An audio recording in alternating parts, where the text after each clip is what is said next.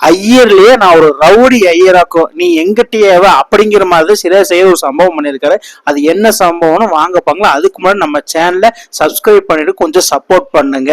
இப்ப என்னன்னா Punjab versus Chennai Super Kings match தான் போனாங்க.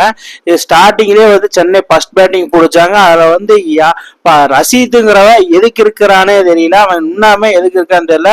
மார்க்கஸ் ஜானிசன் வேற லெவல்ல பார்ப்பாம அதுக்கப்புறம் சுட்டி குழந்தை ஒண்டவுல இறங்கி தரமான சம்பவத்தை பண்ண. என்ன யாரா டீம்ல நீ இப்ப ரிலீஸ் பண்ண, உனக்கு இருக்குதுரா ஒரு நாள் அப்படிங்கிற வெயிட் பண்ணிட்டு இருந்தா பஞ்சாபுக்கு எதிராக இன்னைக்கு வச்சு செஞ்சே அவன்னு சொல்லி போட்டு பொலவோன்னு போனதுதான். பத்தாவதுக்கு அவங்க கூட சேர்ந்துக்கிட்டு நம்ம திவில் பிரிவிஸ் வேற வச்சு செய்யும் செஞ்சுட்டு இருந்தாப்புல. ஒரு பக்கத்துல ரெண்டு பேரும் மாத்தி மாத்தி செய்யறதுனால கடைசியா சுட்டி குழந்தை on the farm man in farm எல்லாமே சொல்ல 50 அடிச்சு வேற லெவல்ல ஃபார்முக்கு வந்துட்டாரு.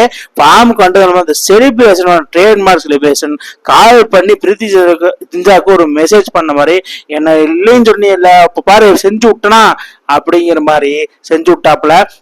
அதுக்கப்புறமா நல்லா தானே போயிட்டு இருந்தது, அதுக்குள்ள என்னடா ஆச்சு உங்களுக்கு அப்படிங்கிற மாதிரிதான் 19வது ஓவர்ல 4 விக்கெட். அதுல யுஸ்வேந்திரா சகால் வந்து பாத்தீங்கன்னா ஹேட்ரிக் விக்கெட் எடுத்து அந்த ட்ரேட்மார்க் செலிப்ரேஷன் வந்து பண்ணியிருக்காப்புல. அதாவது செகண்ட் ஐபிஎல் ஹையஸ்ட் ஹேட்ரிக்னா இவர் தான் சொல்லலாம். யுஸ்வேந்திரா சகால் வேற லெவல்ல பர்ஃபார்மன்ஸ். என்ன ஒரு பர்ஃபார்மன்ஸ், இந்த மாதிரிதான் பண்ண, இந்த மாதிரிதான் நீ பாம்புக்கு வரணும், அந்த மாதிரிதான் பண்ணிட்டு இருந்தாப்புல.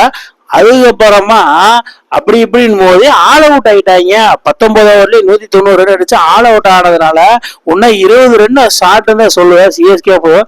அதுக்கப்புறம் பஞ்சாப் நீடர் 180 ரன்ஸ் டு வின்னு. இதுல சென்னையில பொறுத்த மட்டும் யாரை வச்சானா சாம் கரன் 88 ரன் அடிச்சிருக்கா. பஞ்சாப் தானே நம்ம ஆள் பொழக்கிறான். அதே மாதிரி யுஸ்வேந்திரா சகால் 4 விக்கெட், இந்த 4 விக்கெட்டும் 19 ஓவர்னு சொல்லிட்டேன்.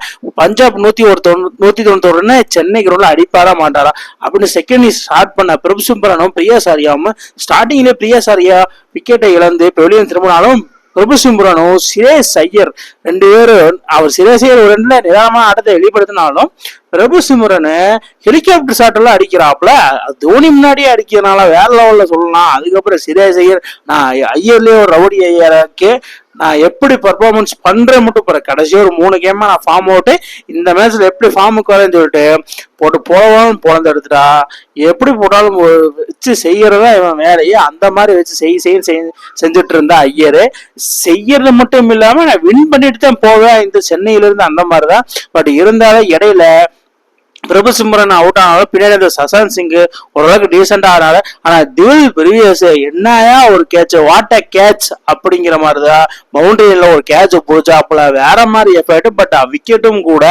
அதுக்கப்புறம் ஃபைனலி மேட்சை வின் பண்ணிட்டு போயிட்டாங்க.